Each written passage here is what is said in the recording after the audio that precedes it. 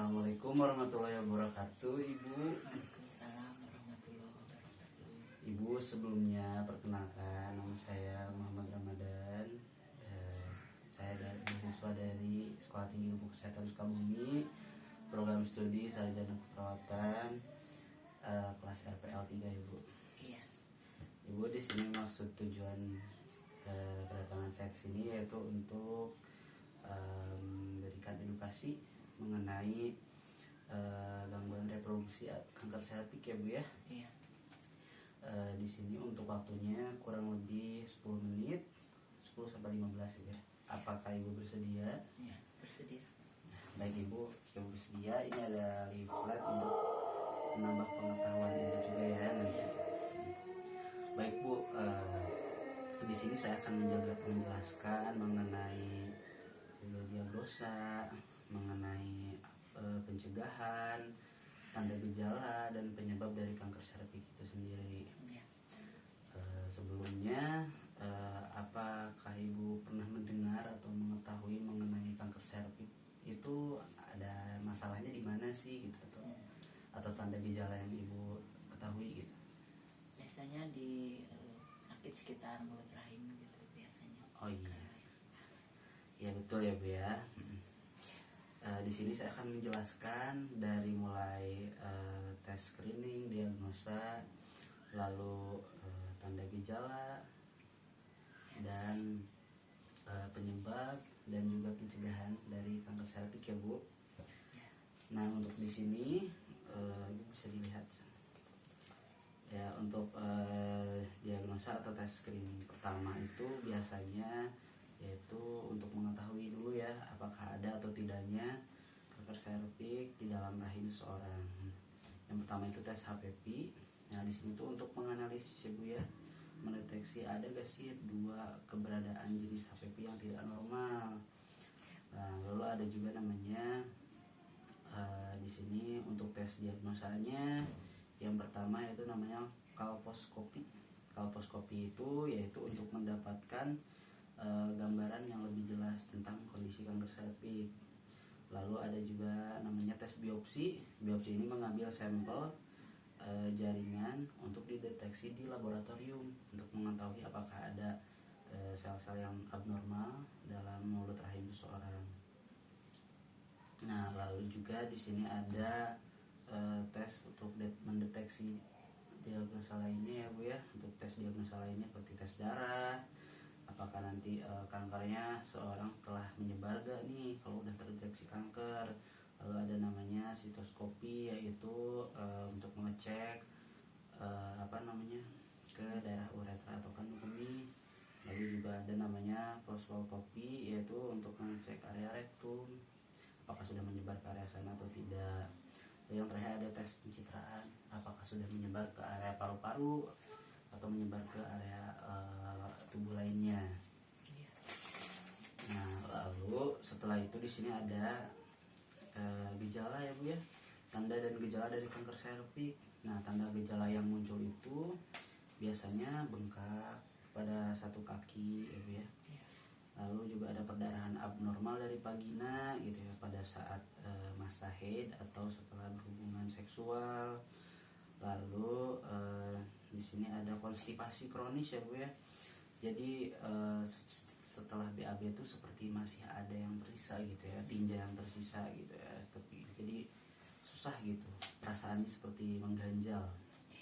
Lalu ada keluar urin atau tinja dari vagina. Lalu ada namanya rasa sakit ya Bu ya pada punggung bawah atau pelvis gitu. Lalu juga ada namanya sakit dan sulit BAK ya Bu ya. BAK juga tanpa keruh, itu adalah tanda gejalanya. Saya tadi bengkak gitu ya. Terus sulit buang air kecilnya keruh, perdarahan itu ya. Sakit di area punggung bawah. Ya, untuk berikutnya saya akan jelaskan mengenai penyebabnya ya Bu ya. Penyebab dari kanker serviks, penyebabnya yang pertama itu adalah dari virus HPV namanya, yaitu Human Papillomavirus namanya.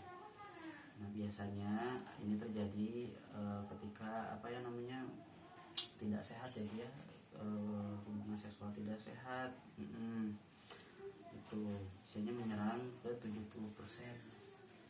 gitu ya, virusnya itu ya, ke apa ya namanya, penyebabnya gitu ya, penyebab terbesarnya terjadi kanker serviks. Yang kedua itu mengkonsumsi pil KB secara berlebihan, ya lebih dari 5 tahun gitu ya, Terlalu lama. iya terlalu lama. Terus ini beresiko 2 kali juga terkena kanker serviks.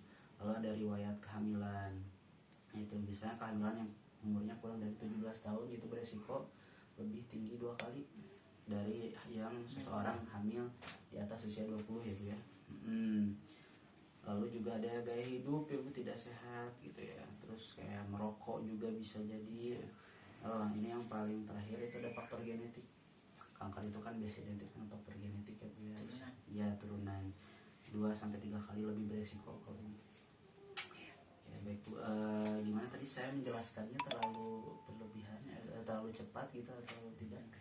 Enggak ya Bu ya. Dapat dipahami ya. Ya ini yang terakhir ada pencegahannya ya Bu. Nah, pencegahan dari kanker serviks itu yang pertama itu tes dini. Tes dini adanya apa namanya, seperti ibu datang ke rumah sakit gitu untuk mengecek apa yang namanya, dilakukan pap smear namanya.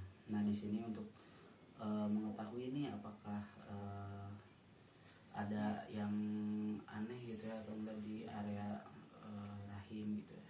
Lalu ini juga ibu bisa mengkonsumsi vaksin HPV ya, dites. Terus juga bisa di pencegahannya lewat pola makan juga, pola makan yang bagus, gaya hidup yang sehat gitu ya. Oke baik Bu, mungkin untuk penjelasannya itu saja. Tadi saya sudah menjelaskan mengenai screening, diagnosa, lalu tanda gejala, penyebab hingga pencegahan. Sampai sini dapat dipahami Bu? Baik Bu, jika dari pahami, Ibu bisa tolong saya sebutkan 2 tanda gejala Bu yang saya sebutkan, seperti apa tadi sebutkan? Ya bengkak, terus sakit sekitar vagina. Iya, terus susah BAB juga gitu. Iya. Air besar sama air kecil. Iya, ini paru juga ya.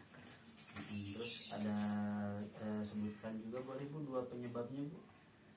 Gaya hidup yang tidak sehat, terus pola makan juga bisa. Iya, terus PKB. Ya dari PKB juga terlalu lama. Iya, faktor genetik. Keturunan juga.